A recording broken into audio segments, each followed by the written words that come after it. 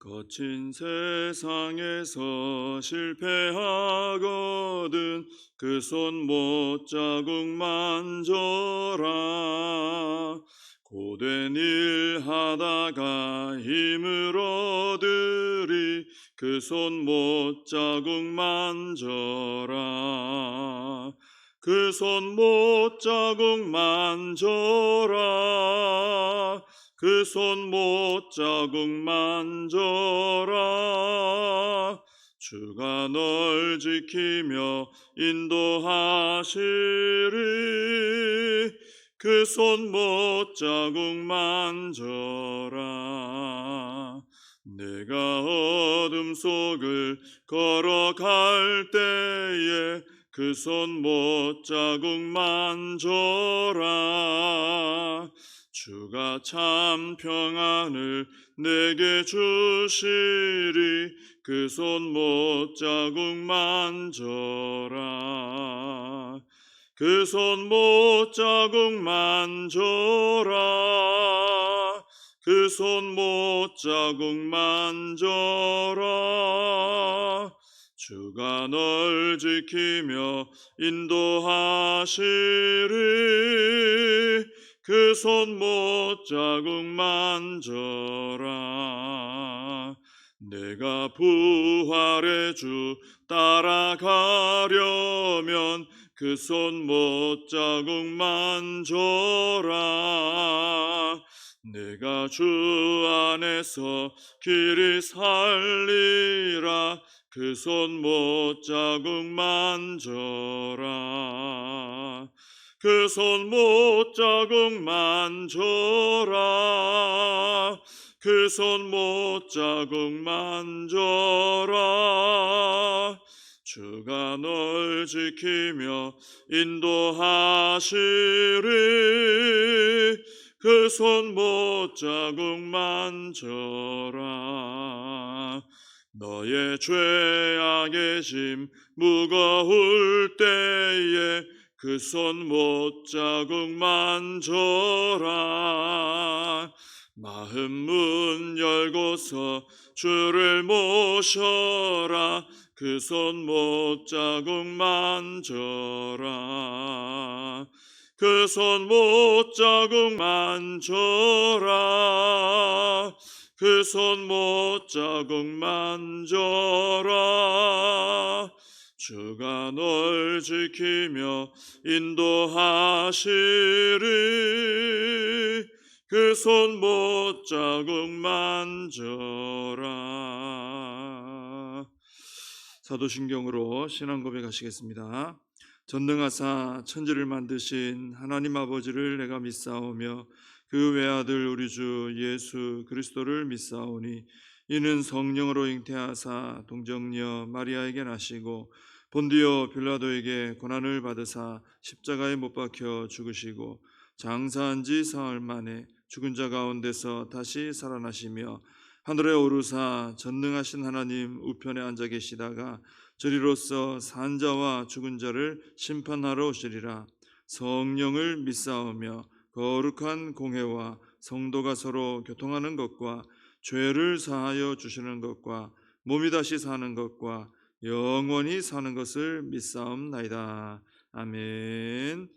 사도행전 28장 16절부터 마지막 절까지입니다.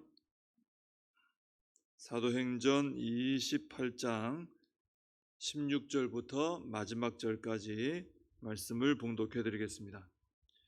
우리가 로마에 들어가니 바울에게는 자기를 지키는 한 군인과 함께 따로 있게 허락하더라.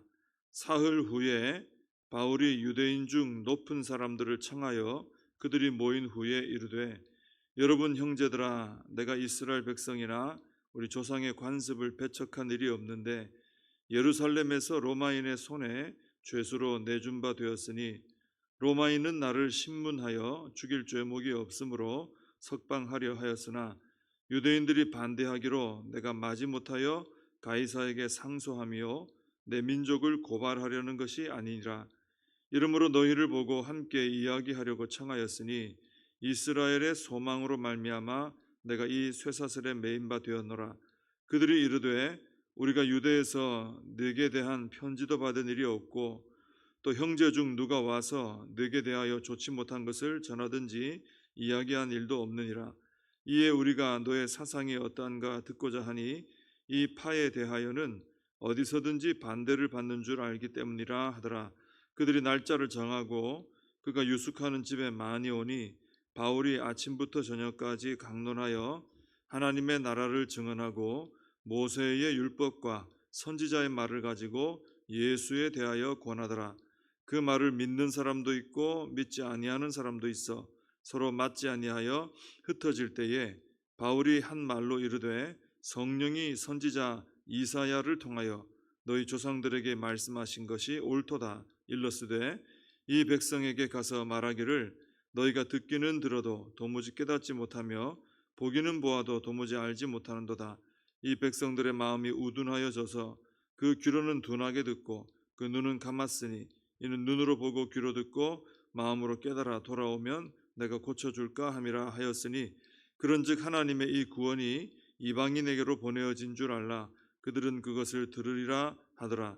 바울이 온 이태를 자기 셋집에 머물면서 자기에게 오는 사람을 다 영접하고 하나님의 나라를 전파하며 주 예수 그리스도에 관한 모든 것을 담대하게 거침없이 가르치더라. 아멘.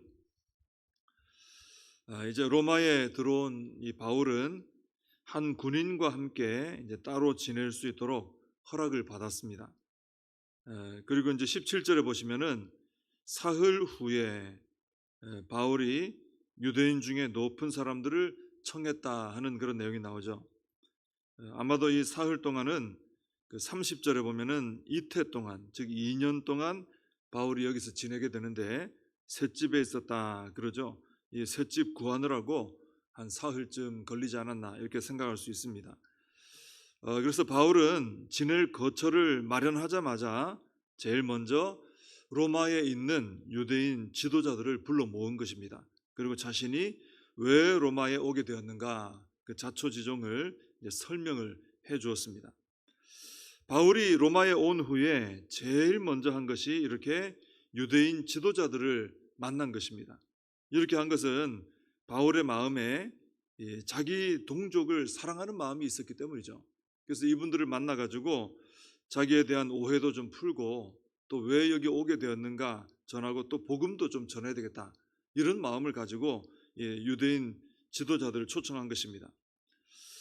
바울은 보면 항상 예수님께서 바울을 이방인 선교사로 부르셨기 때문에 이방인 지역으로 가서 복음을 늘 전했습니다. 그런데 마음에는 항상 자기 동족을 향한 긍휼히 여기는 마음이 있었습니다. 그래서 로마서에도 보면은 자기의 그 동족을 위해서 저주를 받아서 그리스도에게서 끊어질지라도 원하는 바로라 이런 고백을 할 정도입니다. 사도 바울이 주님을 얼마나 사랑합니까? 주님의 은혜를 얼마나 감사히 여깁니까? 근데 그 주님과의 관계가 끊어질지라도 내가 원한다. 이거 뭐 보통 결단으로 하는 말이 아니죠. 그만큼 자기 동족의 구원을 그렇게 원했다는 것입니다. 바울에게 있어서는 복음이 제일 좋거든요.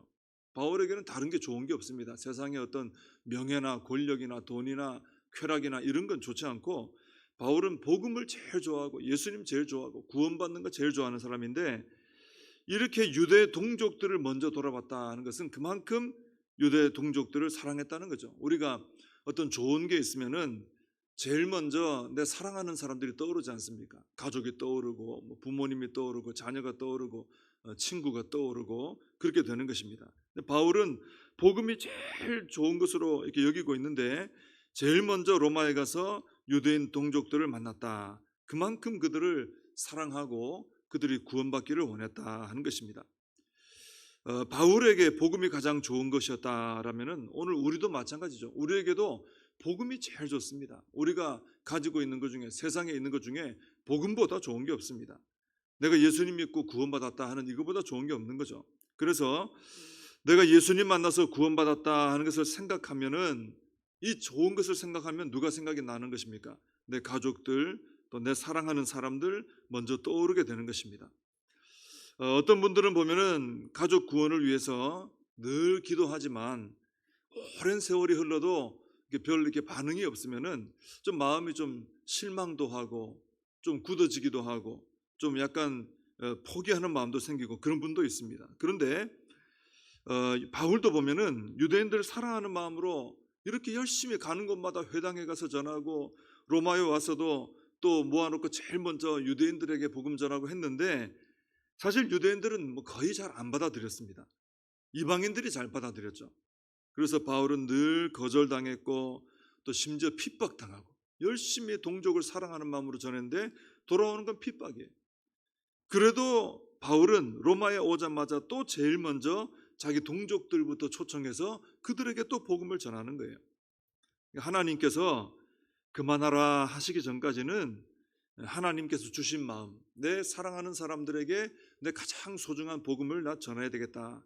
이 가장 이 귀하게 여기는 이 마음을 가지고 이 복음을 전하는 일은 중단해서는 안 되는 일이다라는 것입니다. 그래서 바울이 가는 곳마다 그렇게 반대하고 듣지도 않는데 이 유대인들 모아놓고 먼저 복음 전했던 것처럼 우리도 가장 귀한 복음, 내 사랑하는 가족부터 또 주변에 가장 사랑하는 분들부터 해서 뭐 전 세계를 향해 나아가야 되겠지만 먼저는 내 앞에 있는 가장 사랑하는 분들에게 이 복음을 우리도 포기하지 않고 전하는 우리가 되어야 될 줄로 믿습니다. 바울은 이 유대인들에게 이제 자신이 어떻게 해서 로마까지 오게 되었는가 쭉 설명을 해줍니다. 그러자 로마에 있는 유대인들이 자기들은 그 예루살렘에 있는 그 유대인들에게서 바울에 대한 어떤 소식도 들은 적이 없다는 거예요. 그러니 당신에게 직접 한번 들어봤으면 좋겠다. 당신이 어떤 사상을 가지고 있는가 한번 들어보자. 이렇게 제안을 합니다. 그래서 23절에 보면 유대인들이 날짜를 정하고 바울이 유숙하는 집에 이제 오는데 꽤 많은 유대인들이 이렇게 찾아왔어요. 그리고 바울은 그들에게 아주 열정적으로 복음을 전했습니다. 아침부터 저녁까지 하나님의 나라를 증언하고 또 모세의 율법과 선지자의 말을 가지고 그것을 풀어주면서 예수님에 대해서 이제 복음을 전했습니다. 그랬더니 이제 결과가 나오는데 24절에 보면은 이 복음을 들은 사람들 중에 믿는 사람도 있고 믿지 않는 사람도 있더라 하는 거예요. 이건 뭐 일반적이죠, 그죠? 다 전부 다 전한다고 그 자리에 다 믿고 그러진 않잖아요. 안 믿는 사람도 있더라 이거예요. 그리고는 결국 서로 안 맞아서 흩어지게 되었다 그랬습니다. 사실 바울만큼 복음 전하는 일을 능하게 할 사람이 없죠. 바울이 제일 잘 전할 겁니다. 그 얼마나 많은 경험이 있고 능력이 있습니까? 그런데도 다 믿질 않는 거예요.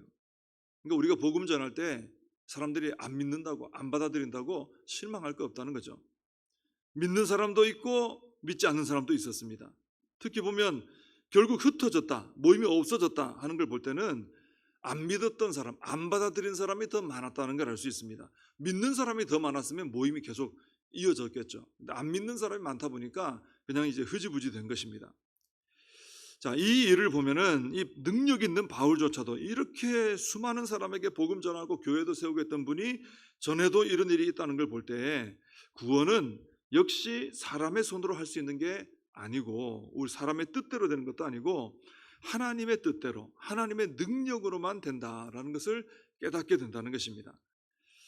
그래서 하나님께서는 우리에게 복음을 전하라 하셨지만 나에게 구원을 시킬 수 있는 구원을 줄 수 있는 능력이 있어서 복음 전하라는 건 아니에요. 내가 사람들 만나서 내 힘으로 구원시키는 건 아니죠. 나는 절대로 그건 못합니다. 우리는 그걸 못하죠. 구원하는 능력은 오직 예수 그리스도에게만 있습니다. 주님에게만 있습니다. 근데 우리에게는 그 구원하는 능력이 있으신 예수님이 계시다. 그 예수님 믿으면 구원받는다. 이것을 전하라는 증거자로서의 명령을 받은 것이죠. 내 안에 구원을 시킬 만한 능력이 있는 게 아니고 구원하실 주님을 전하라. 이렇게 명령받은 것입니다. 그래서 우리는 더 나은 열매, 더 풍성한 열매가 있기를 간절히 기도해야 되지만은 결과에 따라 좌우되지 말고 꾸준히 주님 앞에 서는 날까지 증인의 역할을 잘 감당하면 된다는 것입니다. 구원의 열매가 있으면 너무 좋죠. 근데 없으면 없는 대로, 또 많으면 좋은데 적으면 적은 대로 우리가 꾸준히 충성되게 증인의 삶에 헌신하면 구원하는 것은 주님께서 하신다라는 것입니다.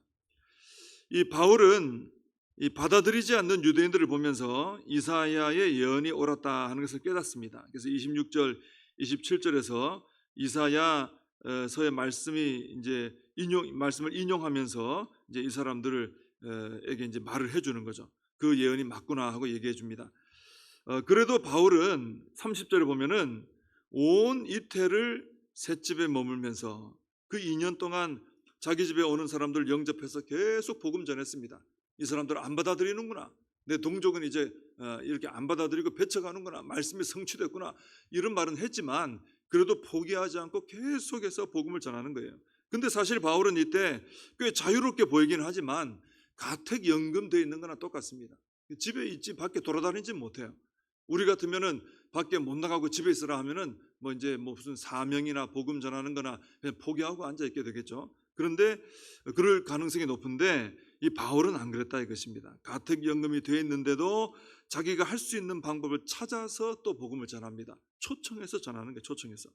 그래서 우리도 사명을 감당할 때에 상황을 보고 상황이 좋으면 하고 안 좋으면 하지 말자 이런 것이 아니라 상황이 어려워도 하나님께서 나에게 맡기신 사명이 분명하면 그 어려운 상황 속에서 방법을 찾아서 우리가 할 수 있는 것을 하자 하는 것입니다.